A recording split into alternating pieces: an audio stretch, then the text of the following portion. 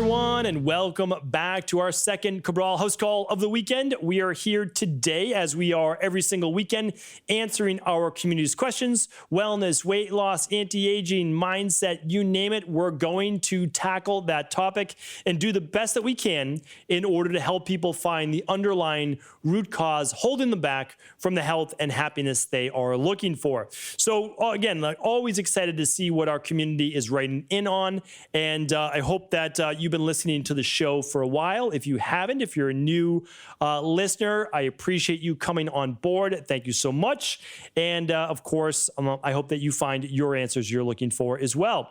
So what I want to start with today is a question that, and I'm pulling up my trusty document right here from my team, coming in from Lisa.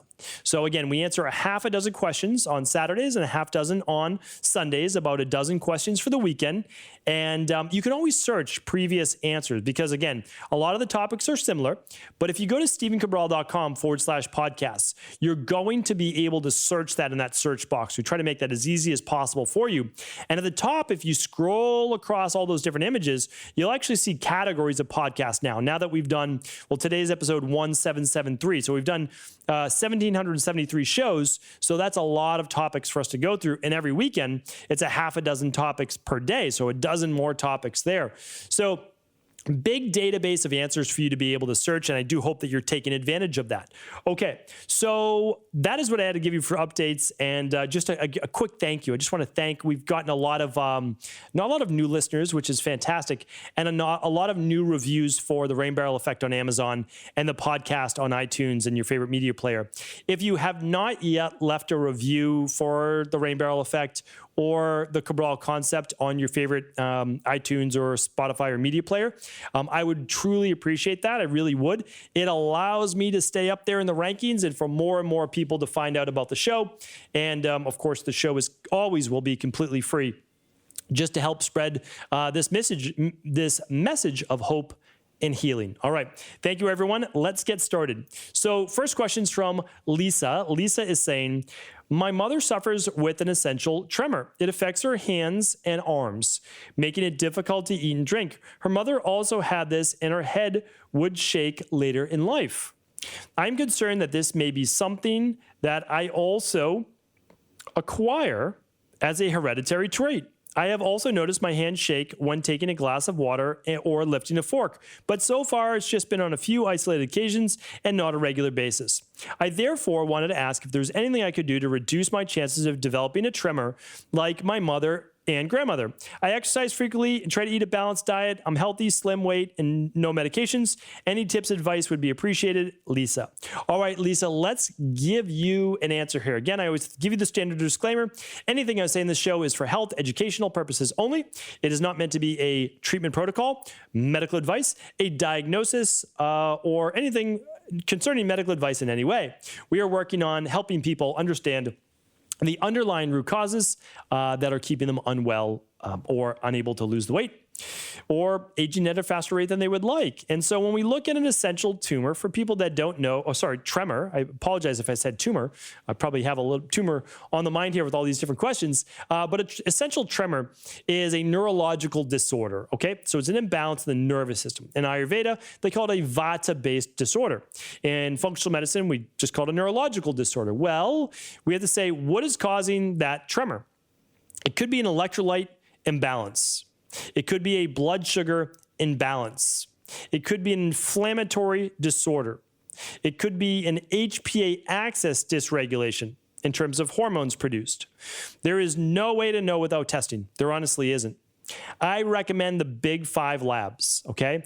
The big 5 labs are going to look at your omega-3 levels, your vitamin levels, your mineral levels, and something that I didn't even mention, which is heavy metals, okay? Let's say that even genetically, you have a poor detox capacity towards heavy metals.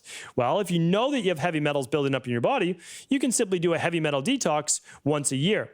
I do one just once a year anyway. You could do it twice a year if you needed to, spring and fall.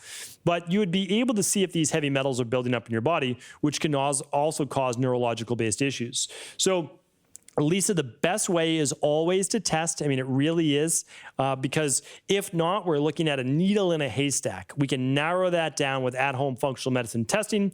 The Big 5 Labs is available at equi.life. That's equi.life. It will show you, again, all the things that I spoke about. And of course, just remember, you can always run these with your local integrative health practitioner if you'd rather do that than work with our team at Equilife. All right. Thank you, Lisa. It's a great question. And, I wish you all the best, and I know that you'll get there. You've got time. All right, Gabe is up next. Hi, Dr. Ball. I had a question about to do with FODMAPs. I know mushrooms are not allowed when following a FODMAP diet, but what about adaptogen powders? Typically, I put lion's mane in my smoothie or coffee. I use reishi sometimes as well. Would these be okay to use on a low FODMAP diet, or should I stay away from them as well? Yeah, it's a great question. And when we look at them, I do agree that you could consider them a bit of an adaptogen. I think reishi would probably fall into that category the best. I mean, if you're looking at like one mushroom to use, reishi mushrooms are pretty amazing. When I've talked about that before, I've talked about like the 4 or 5 mushrooms that are my favorites. We don't do a lot with mushrooms, honestly, in our practice. We can recommend some, and once people are well and they want to use them for their immune system and all that, I think they can be great. I really do. But we do a lot with digestive issues, and that's why we don't offer a lot of mushroom-based products. So I would say no, meaning like an adaptogen, if it's a mushroom, is still a mushroom, right? It's still a mushroom, even though you might want to call it an adaptogen. Just like if you have an issue with nightshades, well, you might say, well, berries are okay, but goji berries aren't, right? Or if you have an issue with, nightshades, you wouldn't use something like ashwagandha, right? If it was a real issue. Okay, so here's the issue. I say you could use those in the future, but not for the 8 to 12 weeks that we have you eliminate those on the FODMAP plan, right? The fructo oligo di mono and polysaccharides. And just keep in mind, again, are you using our CBO protocol? It doesn't say that you're using our CBO protocol. So our CBO protocol comes with a sensitive gut guide, but it's not just FODMAPs. I always want people to know that. Like we really base it on so many different factors that it's pretty amazing. It's based on all my research on anti-inflammatory foods, lectins, anything that will bother your gut, and then we gradually reintroduce them, and we see what your gut can handle after we begin to rebuild it. So yes, for the time being, I would say to take them out. And then after being on the plan and healing your gut in 8 to 10 weeks, you could slowly introduce the fungi or the mushrooms. All right, Karen's up next. First off, a quick heartfelt thanks to you and your team for all the work you do to educate and improve the health of those around you. It's a huge undertaking to commit to these daily podcasts, but your community really benefits from them. Thank you, Karen. I really appreciate that. That means a lot. My question is about stabilized rice bran. I've heard there are great benefits to supplementing with it. However, I have concerns since I've heard it is the outer shell of the rice, also called the bran, which accumulates the most arsenic, which is why white rice tends to have less arsenic since the bran has been stripped away. Am I misunderstanding this concept? Do you have any insight into the health benefits of stabilized rice bran versus the risks? Thank you so much. Yeah, it's a great question, Karen. Great question. So let's break this down for people. Rice bran is the outer part of the bran of the rice, and there are tremendous benefits. That's why a lot of people like to throw out grains because, they say it causes me digestive issues, it causes me inflammation. It very well may. I don't discount that at all. It very well may. There's no doubt about it. And a lot of times people need to rebalance their gut, and then it doesn't, right? So, oftentimes it's more of a gut issue than it is a rice issue or a grain-based issue. But let's look at the grains if they might be okay for you, or in this case, the rice bran if it might be okay for you. And the stabilized rice bran has been actually well researched. I mean, this is conventional medicine research as well, like scientific data. And we know that it's helped people specifically with high blood pressure, high cholesterol, diabetes, blood sugar-based issues, certain types of cancer, boosting the immune system and strength. And so we know there's a lot of benefit to that for sure. The question is, does the potential risk of arsenic buildup outweigh it? Well, what I would say is this. Do you have any one of the conditions I just named, metabolic-based syndrome, right? The blood pressure, the cholesterol, the type 2 diabetes, and those types of things. Do you have an issue with that? Because if you do, well, you might want to you might want to include stabilized rice bran, right? Again, not a treatment protocol, but you might want to look into that. And then what you can do is, let's say you are using it. Now, the thing is this, you can test your arsenic levels, okay? You really can. You can test it with the minerals and metals test, and I believe it's on our heavy metal toxicity test, which would be an even better way to test it. So that's what I would do. I would use it for 12 to 16 weeks, 3 to 4 months, run the lab, see if you're building up arsenic, and then you would stop, and then you would do a detox. There's no doubt about it. So, okay, let me go back though, just one more point. You could do that. First, you'd want to test probably the lab ahead of time to make sure you don't have arsenic levels. That's for sure. But you can also contact the companies to see if the product has been tested for arsenic. And if so, well, then you don't have as much to worry about. So that's a great thing to do as well. All right. So Karen, hopefully that was helpful. Gabe's up next. Hello, Dr. Cabral. I hope you are doing well these winter days, really starting with the winter starting to set in. It started to snow in my neck of the woods today. So yes, it's already started to set in. My question pertains to the CBO protocol. I ran my organic acids test, also called the Candida metabolic and vitamins test, and was recommended to complete the CBO protocol based on my results. However, I'm very underweight and was wondering if I can still gain back good weight on the CBO protocol. I know in the first few weeks, the list of foods that are allowed to be eaten is slightly restrictive. Do you think it would be more beneficial to work on my weight first and then do the CBO protocol, or can I kill two birds with one stone in this case? I value your opinion and appreciate your help. Also, by the time you're seeing this, it'll probably be close to Christmas, so Merry Christmas as well. And again, thank you. Gabe, thank you. I appreciate you. Your question came in on November 6th. I guess we're about 5-6 weeks in the future right now from when you wrote this. I do hope, though, that you're always getting started ahead of time. Remember, you can ask my health coaching team this as well. Keep in mind that the CBO protocol, yes, it helps people lose weight if they have a lot of inflammation or their bodies aren't balanced, but you don't have to lose weight on it. And that's because although you are eliminating certain foods for those first 21 days, you can add in good starches such as sweet potatoes and yams and yuca and more of these starchy foods. And you can add in your avocados, and you can add in your, we even have coconut oil on there if you need to use that. We've got good fats like olive oil. So it's not necessarily a weight loss plan. And so Gabe, you can keep your weight up and you can keep your carbs up as well, should you want to, with those sweet potatoes, Japanese yams, and all those nice starches. So hopefully that is helpful. All right, Lara is up next. Hi, Dr. Cabral. Your podcasts are an amazing start of the day for me. You're such a bright star in a very dark night. Well, thank you, Laura. I appreciate that. And I know that there are a lot of people struggling right now in the pandemic, and I think we all are. I mean, honestly, like, my life is not normal. I don't get to travel. I don't get to meet with the people that I love meeting in our community. My daughters are at home from school, studying from home. They want to be at school with their friends. So it is a dark spot. It is, but we have to stay strong. We really do. We have to stay strong in our mind and our bodies. We need to keep boosting our immune system and keeping our mind strong, because I know that we'll get through this. I know it's not going to last forever, and this is not our new normal. We're going to be able to get through this. There's no doubt about it. But I appreciate you writing in and saying that. It means a lot to me. So your question says, today my question is about cold brewing tea. I thought it was okay because I read about it, but now a nutritionist told me I'm basically just making flavored water, and that the essential oils in the herbs that are healing cannot get out of the herbs soaking in cold water. Do you have knowledge about this? I'm sure Ayurvedic knowledge, which can be cold brewed and which cannot, and how to prepare the tea. I also heard not everything can be put in boiled water. Thanks so much. And I wish everyone happy healing. Laura, thank you for the note. There's some truth to that, but no, not overall. So believe it or not, you can actually extract a lot of nutrients just in the water itself. It just has to be there for 24 to 30 hours. So it's a longer period of time. So think about this. You can steep your tea and you can drink it within 10 minutes. Easy. You extract the nutrients faster under heat. There's no doubt about it. So if your nutritionist was saying that, totally get it. If you just put it in cold water, yeah, it is kind of just colored water.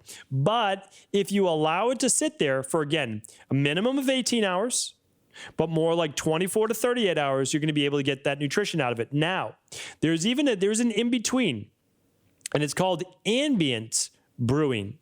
And that means brewing at room temperature. So now you're brewing at, let's just say, 70 degrees. I don't know where you are in the world, but somewhere around there, right? So now you can brew it a little bit faster, okay? And you can brew it at room temperature. Now, purists will say cold brew or hot. That's it. It all depends on where you fall on that spectrum. Of course, cold brew really does preserve a lot of that chlorogenic acids that come from coffee beans that you can also get from some teas. And so that's really important to look at as well. So I love cold brewing. I think it's a great way to do it. And then if you do heat your tea, just don't heat it really above 186 degrees. How do you do that? Well, there are many tea kettles out there, like the Fellow tea kettle that I've recommended. You can go to stephencabral.com/resources and check out that tea kettle I recommend. And you can actually set it for that temperature. That's what my wife does. She drinks matcha tea. So you don't want to scorch the matcha. So she heats it at 186. And then that makes sure that she's not scorching the good ceremonial organic blend matcha. And I think that's your answer. So hopefully that was helpful, Laura. Thank you for writing in. Good question. Okay, Lorena is up next. Hi, Dr. Cabral. Thank you very much for taking the time to answer these questions. What would your suggestion be if someone goes through the CBO protocol and the CBO finisher, but then 3 months later gets food poisoning from a bad piece of sashimi? Would you say doing the Parasite protocol directly if testing is not an option financially? Lorena, great question. If you go back to my podcast, and I would love everyone to listen to this, it's called the 4 cleanses to do every year. I think it's called that. One is the Parasite, but I go in depth on when to do them and how to do them, the order to do them in. So we've got the Parasite, we've got the intestinal cleanse, we've got the functional medicine detox, which you should do quarterly, and you've got the heavy metal. Those are ones to do every year. So for me, I would say, is this for an adult? Yes, for an adult. Okay. So yes, I would just do the Parasite protocol. I mean, that's really what I would do. You just don't know, right? Did you get a parasite? Did you get food poisoning? You could do a couple things. You could do the Parasite protocol. Always do the intestinal cleanse halfway through the Parasite protocol, or at least at the very end during the last week. And then if you wanted to, you could add the mastic gum or the Healthy Belly to the Parasite protocol, just in case you picked up any of that extra bacteria as well. So Lorena, you are welcome to do that if you don't want to do the bacteria and parasite stool testing. Good question. One more question for the day, and this is from Mo. Mo is asking, hi, Dr. Cabral, it's Mo here. I'm reaching out in regards to my daughter again. Today is November 8th, and about 2 days ago, she developed this red spot that sort of looks like eczema in both of her armpits. Her left side is a lot more prominent than the right. She's only with me a couple days of the week, and while with me, she does not touch or any dairy, gluten, or processed foods. However, unfortunately, while with her mom, she gets cheese, milk, yogurt, crackers. I have always had a lot of skin issues prior to doing your protocols, and I'm so worried since she has my genes and she could develop the same issues. What would you recommend we do? While with me, I give her your omega-3, DNS, kids vitamin D3. Should I get her tested for food sensitivities? Thanks as always. My whole family loves you and all that you do for everyone in your community. Thanks, Mo. Mo, I really appreciate that. Honestly, all of these kind words, it makes me really appreciative, really, really grateful. I just want everyone to know that sometimes I have difficulty expressing that, but it means the world to me. It really does. So here's the thing. It is most likely the dairy that she's getting. Okay. I'm not a betting man. I mean, I've been to Las Vegas many, many times. I don't bet. I'm just not that type of betting person. I like to keep my money safe. Unless it's for entertainment purposes, sure, I'll sit down with some friends and I'll basically waste some money just on entertainment. But here's the thing. It is most likely a food sensitivity. So here's what you want to do. Any spouse, partner, wife, or husband, or partner, whatever it might be, they just don't know yet. That's okay. I mean, nobody wants to do harm to their children for the most part. They really don't. I know there's some terrible people in the world, but we don't need to focus on that small fraction. Most people want to do right by their kids. They're just doing the best that they can. They're saying, how could the dairy possibly affect her? I eat dairy. She's not getting bloating. She's not getting gas. Well, here's the thing. It can come out as a latent base sensitivity. Test your daughter on a Sunday. Let her have some gluten and dairy with you on Friday and Saturday. Run the test on Sunday. Mail it in. You'll get the results. You will see if she has a dairy sensitivity or egg, right? Or gluten, or any one of the 197 that we test for. So just anyone, go to equa.life, EQUI.LIFE, run an IgG food sensitivity test with your family. It's so vitally important. I run one every year with my daughters. Do they like doing the finger prick? No, they don't. But they actually enjoy the process of being able to see the foods that they're sensitive to because they get it. They understand. So it's about educating our children as well. There's no bad foods. There's no good foods. It's not good, bad. It's not reward. It's like, hey, these foods serve us. These ones energize us, give us health, and these ones don't. That's what we're talking about, okay? It's about health education. So Mo, that's what I would do. Could it be a yeast overgrowth? Well, you'd have to run the Candida metabolic and vitamins test for that. That would be your second one to run. You're an amazing dad. There's just no doubt about it. And those are the two labs I recommend. I wish you all the best. I really do. All of you are an amazing, amazing community to work with. And I feel very fortunate, as I said, to be able to answer your questions to the best of my ability on a weekly basis. All right, take care. Have a great day. I'll be back tomorrow with our Mindset and Motivation Monday. All the best to you.